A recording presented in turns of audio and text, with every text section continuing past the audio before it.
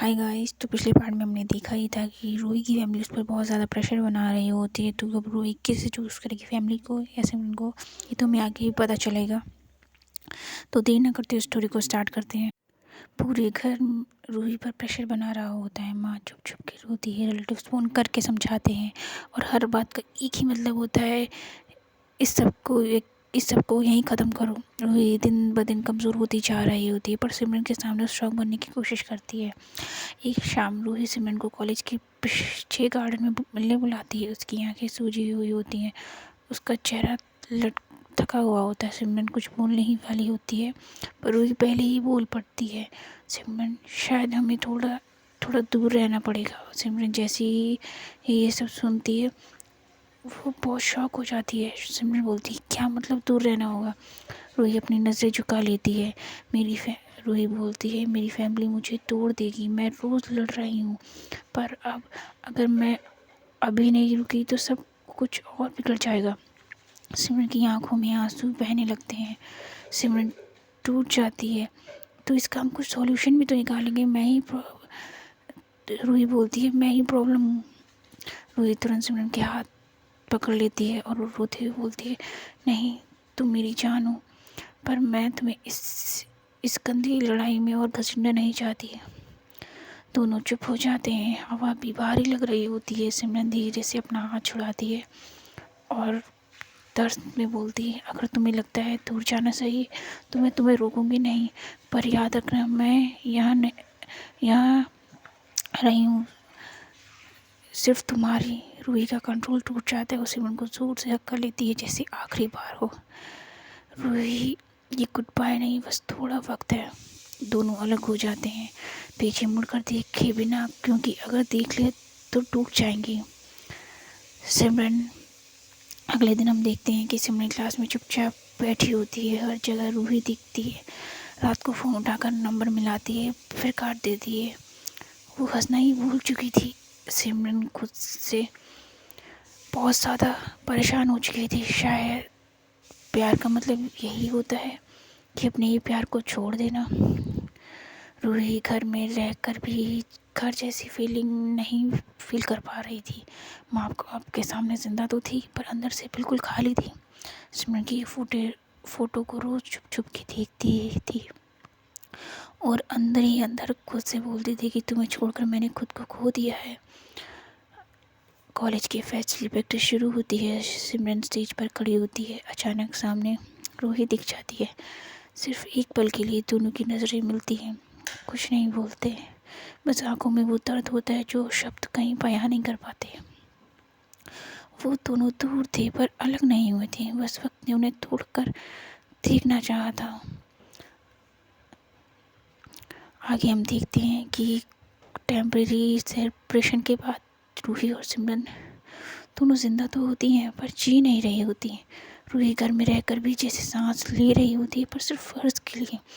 माँ रोज़ समझाती है, पापा रोज़ ताना देते हैं।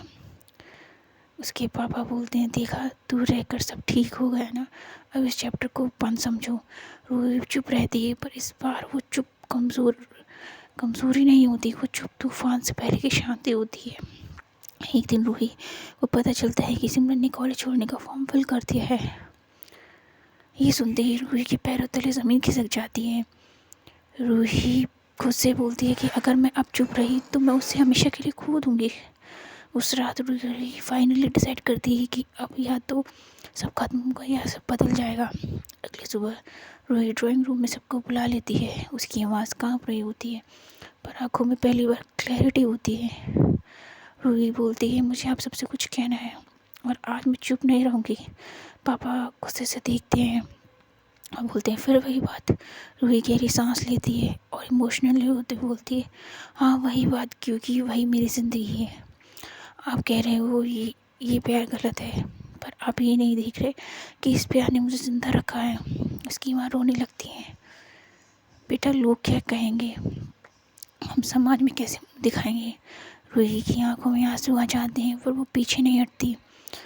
रूही अपनी मम्मी से बोलती है कि अगर मेरी खुशी से आपका मुंह झुक जाता है तो शायद गलत है मेरी खुशी। रूम में सन्नाटा छा जाता है। पापा उठकर खड़े हो जाते हैं। मैं आखिरी बार पूछ रहा हूँ, उस लड़की को छोड़ोगी या नहीं। रूही का दिल जोर से धड़कता है। सिमरन का चेहरा उसकी आंखों के सामने आ जाता है। टूटी हुई, अकेली, हार के करीब रूही सीधी खड़ी हो जाती है और बोलती है, मैं सिमरन को नहीं छोड़ूंगी, पर मैं आप लोगों को भी नहीं छोड़ना चाहती। मैं सिर्फ इतना चाहती हूँ कि आप मुझे मेरी तरह जीने दें। पापा गुस्से में बोलते हैं, तो फिर इस घर के रूल्स भी नहीं मानने पड़ेंगे। रूही का गला भर जाता है, पर वो अपना सिर ऊपर रखती है। रूही बोलती है, अगर अपनी सच्चाई के साथ जीना इस घर के रूल्स के खिलाफ है तो मैं वो रूल्स तोड़ूंगी। इसी वक्त सिमरन कॉलेज हॉस्टल के कमरा खाली कर रही होती है।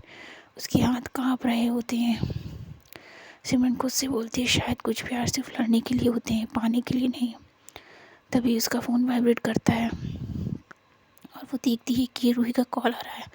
सिमरन कुछ सेकंड्स तक कॉल नहीं उठाती, फिर आंसुओं के साथ उठा लेती है। रूही बोलती है, प्लीज़ मत जाओ, मैं लड़ रही हूँ, पहली बार, सिर्फ तुम्हारे लिए नहीं, खुद के लिए भी। सिमरन की आंखों में आंसू बहते रहते हैं। रूही बोलती है, अगर तुम इस लड़ाई में हार गई तो। रूही की आवाज़ में ऐसी स्ट्रेंथ होती है जो पहले कभी नहीं थी। रूही बोलती है, तो भी मैं हार कर तुम तक ही आऊँगी। ये सिर्फ प्यार की कहानी नहीं रही थी, ये एक लड़की की अपनी ज़िंदगी के लिए लड़ी जा रही जंग बन चुकी थी। आगे हम देखते हैं कि रूही के घर में जंग चली रही होती है और सिमरन अकेली लड़ रही होती है खुद से।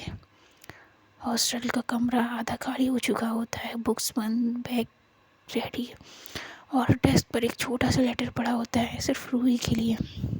सिमरन विंडो के पास खड़ी होती है। कॉलेज कैंपस जहाँ पर कोने में रूही की यादें बसी थी, आज वही जगह उसे बोझ लग रही होती है। सिमरन खुद से बोलती है, मैं स्ट्रॉन्ग बनने की कोशिश कर रही हूँ, पर शायद मेरी प्रेजेंस ही तुम्हारी सबसे बड़ा ही लड़ाई बन गई है। रूही वो डिसीजन ले चुकी है, चले जाना ही प्यार का आखिरी प्रूफ होगा। सिमरन लेटर लिखती है, उसके हाथ काँप रहे होते हैं। लेटर में लिखती है, रूही मैं जा रही हूँ, तुमसे दूर नहीं, बस तुम्हारी मुश्किल से दूर। तुम लड़ रही हो मुझे पता है, पर मैं भी नहीं चाहती कि मेरी वजह से तुम अपने घर से, अपनी फैमिली से दूर जाओ। अगर किस्मत ने चाहा तो हम फिर मिलेंगे, स्ट्रॉन्ग बिना डर के, और अगर नहीं तो याद रखना, तुम्हें प्यार करना मेरी ज़िंदगी का सबसे खूबसूरत सच था। तुम्हारी सिमरन। लेटर को वो रूही के लॉकर में रख देती हैं, जहाँ सिर्फ दोनों जाती थी। सुबह सिमरन शांति से कॉलेज छोड़ देती है, ना किसी को बताया, ना पीछे मुड़कर देखा, बस चली जाती है और उसके साथ सिमरन अपना आधा दिल वहीं छोड़ जाती है। उस दिन रूही हिम्मत जुटाकर घर से निकलकर कॉलेज पहुंचती है, सिमरन को बताने के लिए कि मैंने हार नहीं मानी है। पर कैंपस में कुछ अलग ही खामोशी होती है। सिमरन की सीट खाली, हॉस्टल रूम लॉक और लॉकर में वो लेटर। रूही जैसे पढ़ना भूल जाती है, बस आंखों से आंसू बहते रहते हैं। रूही टूटी बोलती है गुस्से कि तुम्हें बिना बोले जाना था, पर मैं तुम्हें बिना लड़े जीने नहीं देने वाली थी। रूही वॉशरूम में जाकर दरवाज़ा बंद कर लेती है, ज़मीन पर बैठ जाती है, लेटर सीने से लगाकर रोती है। पहली बार बिना कंट्रोल के वो बस रोती रहती है। रूही बोलती है, तुम्हें मुझे बचाने के लिए खुद को खो दिया। उस दिन रूही समझ जाती है, ये सिर्फ सेपरेशन नहीं था, सेक्रीफाइस था। रूही के पास दो रास्ते हैं, फैमिली की शर्तें मान कर एक खाली ज़िंदगी, या फिर सिमरन को ढूंढ कर दुनिया के सामने ये कहना है ये प्यार गलत नहीं है। और सिमरन शहर छोड़ चुकी थी, पर उसका दिल अभी भी रूही के पास ही अटका हुआ था। वो चली गई थी रूही को बचाने के लिए, पर उसके जाने के बाद रूही के पास बच जाने को सिर्फ एक ही चीज़ थी, अपना प्यार। आगे हम देखते हैं कि सिमरन के जाने के 7 दिन बाद रूही को एक ऐसी सच्चाई पता चलती है जो उसकी पूरी दुनिया हिला देती है। कॉलेज में सब नॉर्मल लग रहा था, पर रूही के लिए हर चीज़ बेजान होती है। लोग सिमरन का नाम लेना बंद कर देते हैं, जैसे वो कभी थी ही नहीं। रूही रोज़ सिमरन के लॉकर के पास जाकर रुकती है, लेटर को बार बार पढ़ चुकी होती है, पर हर बार नया दर्द मिलता है। रूही एक्सीडेंटली वर्षा और कॉलेज एडमिट की बातें सुन लेती है। वर्षा धीरे से बोलती, अच्छा को वो लड़की चली गई, वरना कंप्लीट नेक्स्ट लेवल तक जाती। रूही का खून खौल उठता है। उसे समझ आ जाता है कि सिमरन का जाना सिर्फ फैमिली प्रेशर नहीं था, वर्षा का भी प्रेशर था। क्या सिमरन को पता है कि वर्षा ने उसे इनडायरेक्टली फोर्स किया? अगले सीन में आगे हम देखते हैं कि नया शहर, छोटा सा पीजी रूम। सिमरन एक बेड पर बैठी होती है। College admission reject, parents disappointed, Ruhi से बात नहीं। सिमरन डायरी लिख रही होती है। डायरी में वो लिखती है, आज भी रूही मेरे सामने आई, सपने में आई। शायद मैं चली गई हूँ पर प्यार यहीं रह गया। तभी सिमरन अपने ख्यालों में खो जाती है। आगे हम देखते हैं कि रूही को सिमरन की एक फ्रेंड का कॉल आता है। रूही पूछती है, बहन सिमरन ठीक नहीं है, उसने खुद को बिल्कुल नेगलेक्ट कर दिया है। ये सुनती रूही डिसीजन लेती है, अब चुप रहना ऑप्शन नहीं है। रूही घर में सबके सामने बोल देती है कि सिमरन की जाने की वजह से आप लोग आप लोग हो, और अगर उसे कुछ हुआ तो मैं आप सबको कभी माफ़ नहीं कर पाऊँगी। उसकी माँ शॉक्ड हो जाती। पापा गुस्से में बोलते हैं, तुम जाओगे तो इस घर में वापस नहीं आओगी। रूही बैग उठाती है और सिर्फ एक लाइन बोलती है, तुम मत बुलाना, पर मैं अपना प्यार वापस लेने जा रही हूँ। और दरवाज़ा बंद करके वहाँ से चली जाती है। जाते जाते रूही कॉलेज कन्फेशन पेज पर एक पोस्ट डालती है, अपनी आइडेंटिटी रिवील किए बिना। अगर किसी को लगता है कि प्यार गलत है तो याद रखो, प्यार से ज़्यादा गलत किसी के प्यार को छोड़ने पर मजबूर करना होता है। पोस्ट वायरल होने लगती है, कमेंट्स भर भर के आने लगते हैं। कॉलेज का नाम इनडायरेक्टली आ जाता है। आगे हम देखते हैं कि ट्रेन के स्टेशन पर रूही भीड़ में खड़ी होती है। हाथ में सिमरन का लेटर, आंखों में आंसू और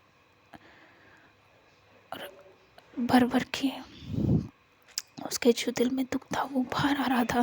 तभी उसके फ़ोन पर एक अननोन नंबर से मैसेज आता है, अगर तुम सिमरन तक पहुंचना चाहती हो तो पहले मुझसे मिलो।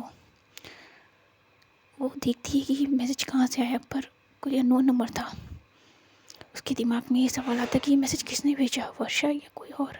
सिमरन की हेल्थ का क्या सच है? क्या रूही सिमरन तक टाइम पर पहुंच पाएगी? और क्या ये प्यार पब्लिक फाइट बनने वाला है? आगे हम देखते हैं कि एक अगर आप चाहते हैं रूही और सिमरन मिलें तो कमेंट में हार्ट लिखिए। नेक्स्ट पार्ट में सबसे बड़ा शौक आने वाला है। सब्सक्राइब करो क्योंकि ये कहानी अब सिर्फ लव स्टोरी नहीं, मोमेंट बनने वाली है। Thank you, bye bye.